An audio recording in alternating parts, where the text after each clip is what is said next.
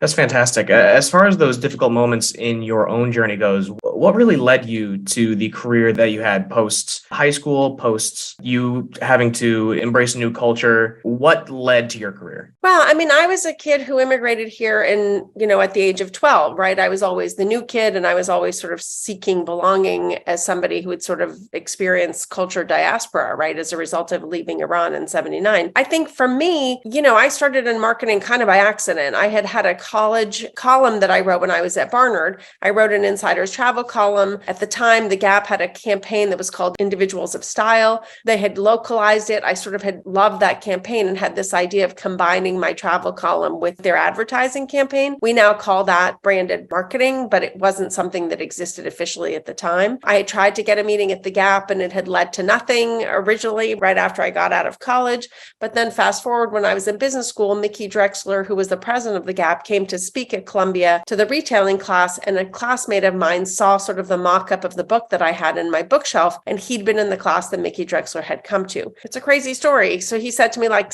you should send this to Mickey Drexler. I do. And this is pre-internet, so it like went in the mail. And it was finals, and the phone rang, and it was Mickey Drexler. And he said to me, did you do this book? What's your idea? Long story short, I didn't end up going to work at The Gap, but Mickey had his head of recruiting call me. And in that conversation, she said to me, you should really pursue a career in marketing. This is a marketing idea. And I joke that even though I never worked at The Gap, really Susan Cooper, who was head of recruiting at the time, and Mickey Drexler started me on my career. So that's kind of how it started. Like I had a lot of ideas and I chased them. And sometimes you can chase an idea and think it's going to take you to one place, but really the journey to just chasing it takes you someplace else, right? And I'm a big fan of the idea of just do it. Like just take something and run at it, but don't be so rigid that you don't see the opportunities that may come along as you run at that goal that you might have had initially.